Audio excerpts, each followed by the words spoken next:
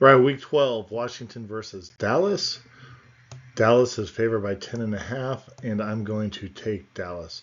The model's pretty consistent on this one here. So if you start up here at the top, it gives Dallas a 77% chance of winning, which equates to about a 9-point spread. We come over here to the right to the box plot. Is it showing a score of about 27 to 14, somewhere between 13 and 17. And and then with the Bayesian, it doesn't really show anything that would lead us to believe otherwise. Big scheme of things is what's interesting is Washington, in my opinion, they don't really seem to be that bad of a team. They just seem to have a hard time winning. Then they trade away some of their key chess pieces, and so they've got a poor defense all the way around. Uh, as was evidenced by this last game where they gave up 31 points to what I would say otherwise looks like a low-level college team in the Giants. So that was really rather brutal to watch. And then Dallas, they've had a couple of hiccups throughout the year, but by and large, they seem to be rolling pretty good. They definitely have, some strong points on their offense and on their defense. And, they're not as fully dominant as you might think, but that notwithstanding, um, I think they're a pretty solid team and they're just sharpening up before the playoffs.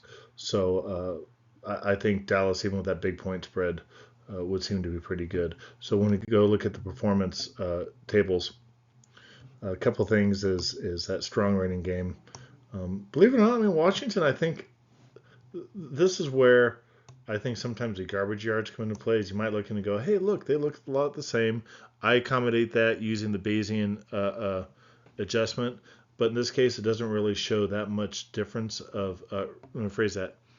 It shows a solid win all the way around, and so I think a lot of that comes down to you just look at the sacks.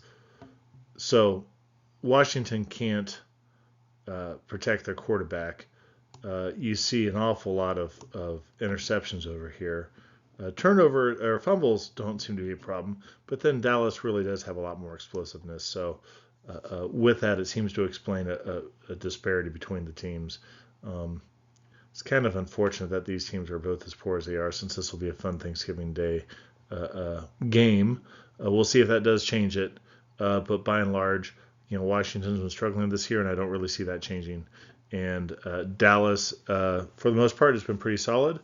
And I imagine that they're going to be coming out strong on Thursday. So anyhow, if you like what you listen to, click like and subscribe. If you got a question or comment, drop me a note.